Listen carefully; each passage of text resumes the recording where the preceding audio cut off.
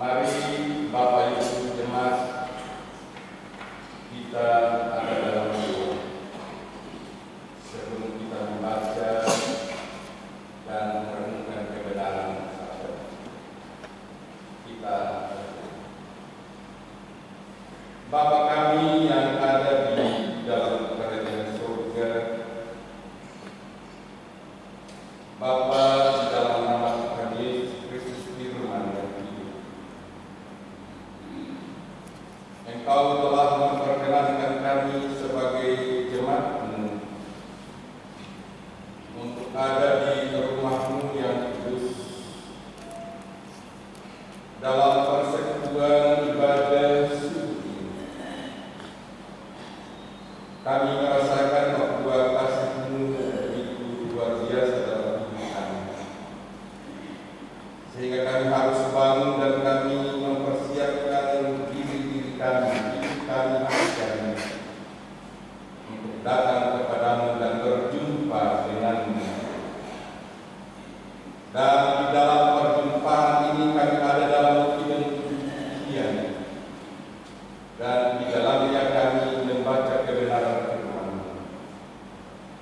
Oleh karena itu ya Tuhan, sebelum kami membaca dan merenungkannya, kami menyadari bahwa kami adalah orang-orang yang terbatas dengan keterbatasan kami sebagai manusia, tidak mampu untuk memahami apa kata firman dalam kehidupan kami. Oleh karena itu ya Tuhan, kami mohon dengan kuasa Roh Kudus-Mu, urapilah kami semua. Kuasailah kami, baik hamba-Mu maupun jemaat-Mu, sehingga firman yang kami baca ini menjadi bagian perenungan dalam setiap hidup kami, dan kami mampukan untuk memperlakukannya dalam setiap panggilan tugas dan kerja masing-masing kami. Ya Tuhan Yesus Kristus firman ini, kami berdoa. Amin. Bapak Ibu jemaat yang dikasihi Tuhan, saya akan bacakan firman ini dan Bapak Ibu jemaat ini. Keadaan Ayub dipulihkan.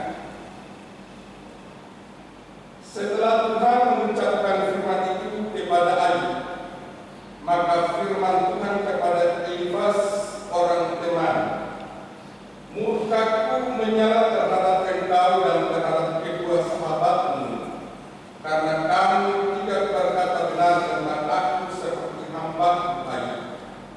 Oleh sebab itu ambillah 7 ekor lembu jantan dan 7 ekor domba jantan, dan pergilah kepada hamba-Ku Ayub, lalu persembahkanlah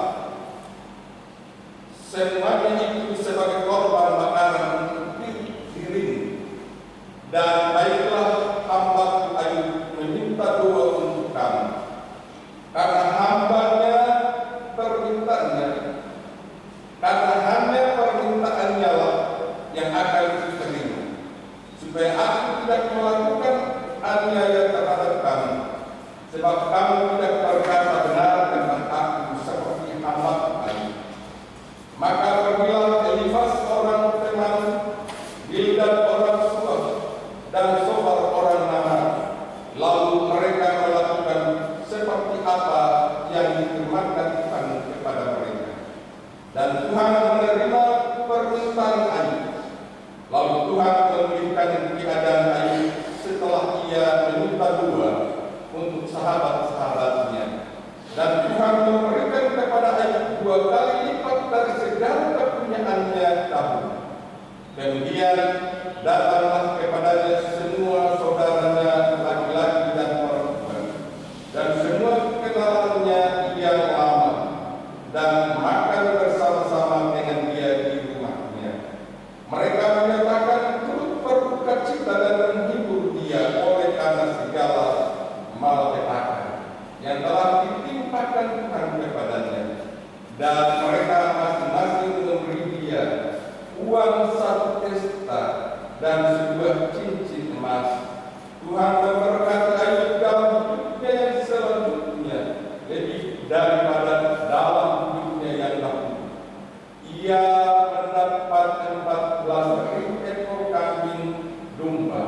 dan 6.000 unta, 1.000 pasang lembu dan 1.000 ekor keledai betina. Ia juga mendapat 7 orang anak laki-laki dan 3 orang anak perempuan. Dan anak perempuan yang pertama diberinya nama Yemima, yang kedua Kesia, dan yang ketiga Kereta. Di seluruh negeri kita terdapat perempuan yang secantik anak-anak ini, dan mereka diberi ayahnya milik pusaka di tengah-tengah saudara-saudaranya laki-laki. Sesudah itu, Ayub masih hidup 140 tahun lamanya. Ia melihat anak-anaknya dan cucu-cucunya sampai keturunan yang keempat. Maka matilah Ayub tua dan lanjut umur. Demikian sabda kebenaran firman Tuhan. Bagi kita sebagai umat keturunannya, dan berbahagia bersukacita bagi setiap kita yang mau melakukan kebenaran. Amin.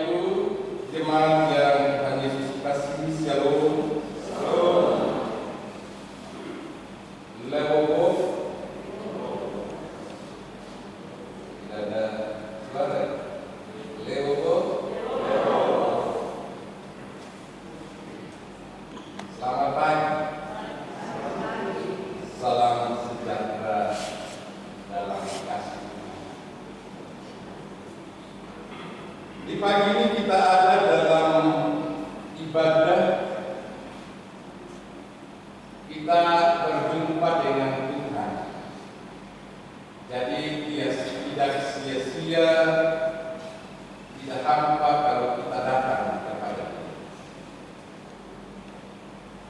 Kita tidak rasa rugi kalau kita datang kepada Dia cuma hanya 1 jam. Mungkin tidak cukup 1 jam. Tapi banyak orang masih mempertimbangkan perjumpaan mereka dengan Dia. Banyak orang yang masih ragu untuk berjumpa dengan Tuhan. Dalam setiap persekutuan, mereka lebih banyak mencari apa yang menjadi keinginan dan kedamaian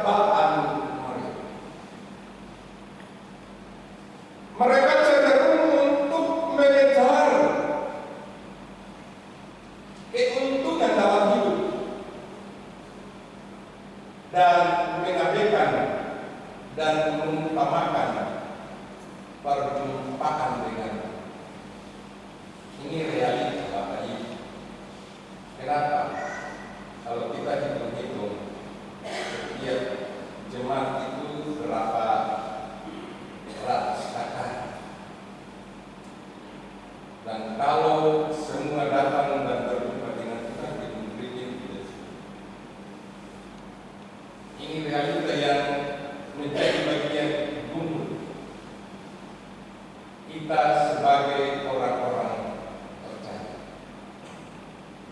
Bapak Ibu saudara-saudara, orang-orang yang jauh dari Tuhan, yang tidak peduli dengan persekutuan, mereka hidup aman-aman, santai-santai, nyaman-nyaman, seakan-akan tidak ada persoalan atau masalah. Tetapi kalau dalam realita hidup orang yang selalu datang kepada Tuhan, selalu berjumpa dengan Tuhan, mendekatkan diri kepada Tuhan, pasti ada kematian, pasti ada kematian, pasti ada persoalan, pasti ada. Timbul pertanyaan adalah, kenapa kok saya ini selalu aktif berdoa, membaca firman, ada dalam persekutuan saya sendiri. Coba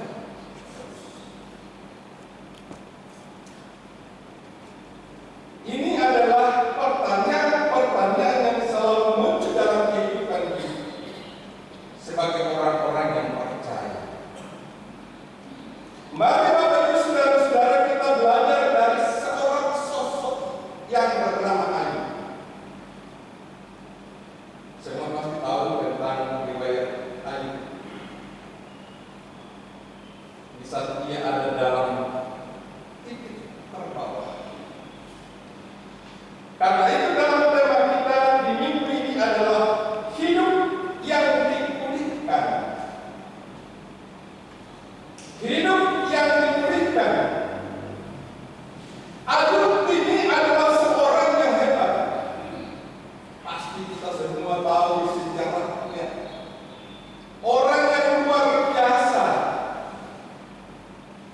Orang yang selalu mendekatkan diri kepada Tuhan. Orang yang disebut dalam Alkitab adalah orang yang saleh, jujur, setia, tetapi dibalik dalam kesetiaannya ia ada dalam kehidupan. Apalagi kita Bapak Ibu,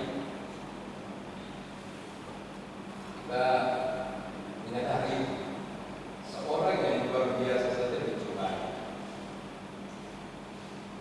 Semua harta bendanya habis, anak-anaknya juga habis, malah dia diolok-olok oleh teman-temannya di dalam kebenaran firman Tuhan. Di akhir firman Ayub ini, 3 orang teman sahabatnya yang dikatakan di dalam ayat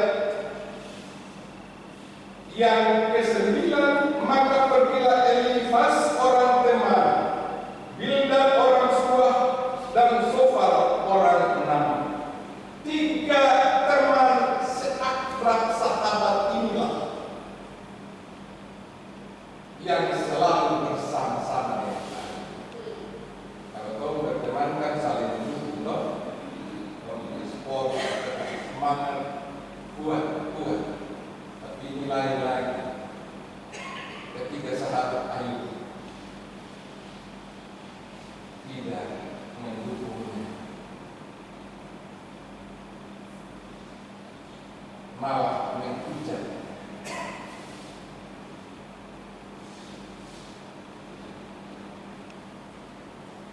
Dan inilah realita kehidupan Ayub bersama-sama dengan teman-temannya. Karena itu Bapak Ibu Saudara-saudara, di dalam kebenaran ini perlu hidup dipulihkan. Bukan cuma Ayub yang dipulihkan, tetapi ketika temannya ini perlu juga dipulihkan. Dengan cara apa Bapak Ibu Saudara-saudara mereka harus dipulihkan? Dengan bentuk apakah mereka harus dipulihkan? Dalam kebenaran firman Tuhan, mereka harus mempersembahkan korban bakaran kepada Tuhan. Dan bukan ketika yang mempersembahkan korban bakaran itu tanpa melibatkan Ayub di dalamnya, tetapi dalam kebenaran firman Tuhan mereka diingatkan untuk harus pergi berjumpa dengan Ayub untuk mempersembahkan korban bakaran bagi Allah, karena mereka berbuat salah, mereka berbuat dosa. Padahal Bapak Ibu Saudara-saudara, kalau kita lihat Ayub dalam kondisi yang tidak nyaman, Ayub dalam kondisi yang terbawa, terburuk, tetapi mereka harus berjumpa dengan Ayub untuk mempersembahkan korban bakaran bagi Allah, karena mereka telah berbuat kesalahan. Mereka sudah berbuat dosa lewat perkataan, perbuatan mereka bagi Allah. Dan Bapak Ibu Saudara-saudara yang dikasihi Tuhan, karena itu di dalam ayat yang pertama setelah Tuhan mengucapkan firman itu kepada Ayub, maka firman Tuhan kepada Elifaz orang teman, murkaku menyala terhadap engkau dan terhadap kedua sahabatmu, karena kamu tidak berkata benar tentang aku seperti hamba. Ada catatan di sini, kamu tidak berkata benar terhadap hamba. Berarti Ayub berkata benar. Karena itu tadi awal saya bilang luar biasa Ayub, seorang yang saleh, orang yang luar biasa mempertahankan imannya, perkataannya selalu benar. Karena itu Bapak Ibu Saudara-saudara, mereka harus berjumpa dengan Ayub. Oleh sebab itu ambillah 7 ekor lembu jantan dan 7 ekor domba jantan dan pergilah kepada hambaku Ayub, lalu persembahkanlah semuanya itu sebagai korban bakaran untuk dirimu, dan baiklah hamba Ayub meminta doa untuk kamu, karena hambanya permintaannya yang akan terima, supaya aku tidak melakukan aniaya terhadap kamu, sebab kamu tidak berkata benar tentang aku seperti hamba. Di sini Ayub yang mendoakan ketiga sahabat. Ayublah yang mendoakan ketiga sahabatnya di saat mereka mempersembahkan korban bakaran bagi Allah.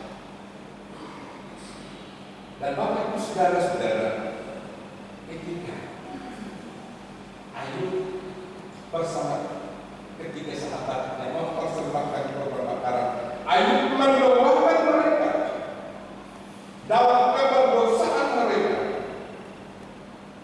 Maka apa yang terjadi? Dalam ayat yang disebut katakan, lalu Tuhan memberikan keadaan. Setelah ia meminta doa untuk sahabat-sahabatnya, dan Tuhan memberikan kepada Ayub 2 kali lipat.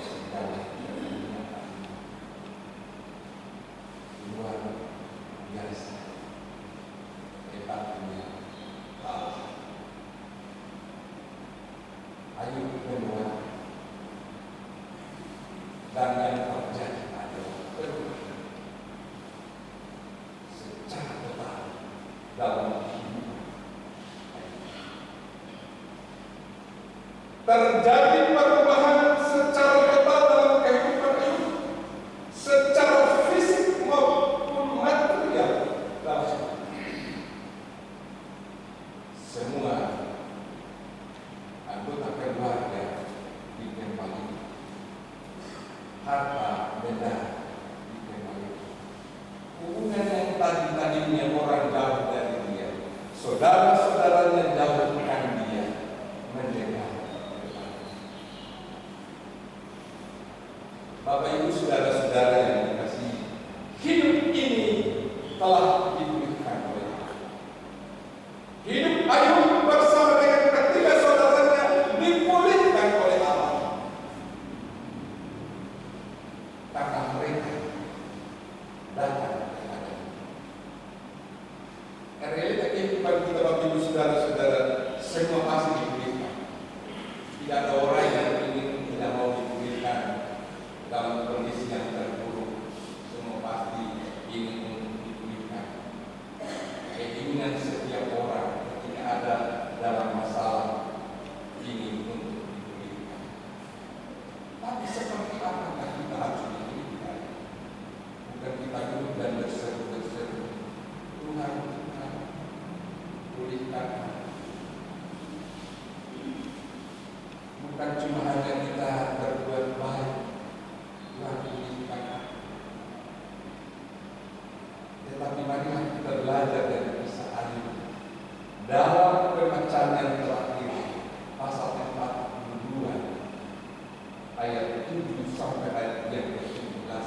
Ini adalah bagian penutup dari kebenaran Ayub tentang sebuah penderitaan yang dialami. Namun lewat penderitaan Ayub dipulihkan kembali. Dan luar biasa Bapak Ibu saudara-saudara, dia mempersembahkan anak orang tua menjadi pewaris kerajaan. Dan bukan cuma itu saja, tetapi Allah memperkenankan dia hidup 100 tahun. Dan dia menikmati hidup bersama anak-anak dan cucu-cucu. Di dalam ayat yang ke-16, sesudah itu Ayub masih hidup 140 tahun lamanya. Ia melihat anak-anaknya dan cucu-cucunya sampai keturunan yang keempat. Maka matilah Ayub dan lanjut. Kehebatan setiap orang yang selalu mendekatkan diri,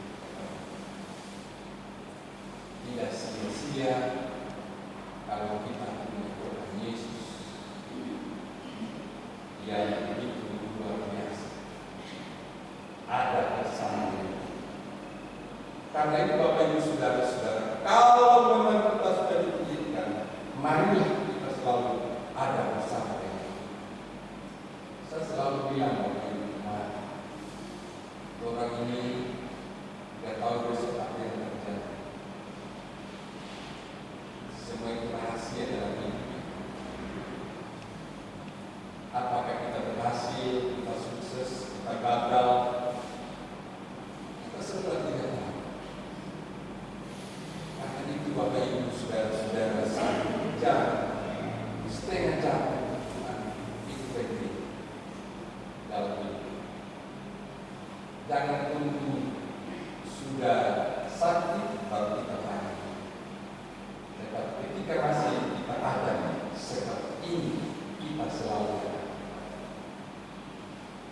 Kita mempersembahkan hidup ini. Kita tidak minta banyak-banyak. Cuma Tuhan minta datang. Orang yang lebih akan diberikan. Bimbingan. Oleh karena itu Bapak Ibu saudara-saudara, dari kisah penuhian Ayub ini, kita semakin diteguhkan, yaitu kita harus bersyukur untuk setiap korban-korban kesalahan, untuk setiap berkat-berkat yang Tuhan berikan bagi kita. Mari kita berikan dia dengan ketulusan hati kita kepada dia. Bukan itu saja, tetapi kita bawa diri sebagai korban-korban yang hidup. Dan Bapak Ibu Saudara-saudara, sebagai orang-orang yang beriman, kita harus menjadi pendoa bagi orang lain. Kita harus berdoa untuk orang lain, karena orang lain itu adalah bagian daripada kita. Jangan kita berdoa untuk diri kita sendiri, tetapi kita berdoa untuk orang lain. Bagaimana mendoakan ketiga sahabat dalam kebersamaan? Malah sebaliknya hanya dipilih karena dia yang mendoa. Dan hal yang begitu Bapak Ibu Saudara-saudara, bisa daripada ayat ini membawa kita dalam sebuah hidup yang tetap semangat, karena setiap penderitaan itu pasti akan berakhir. Setiap persoalan, setiap masalah pasti akan berakhir. Kita tidak tahu waktunya kapan, tetapi yang pasti bahwa Tuhan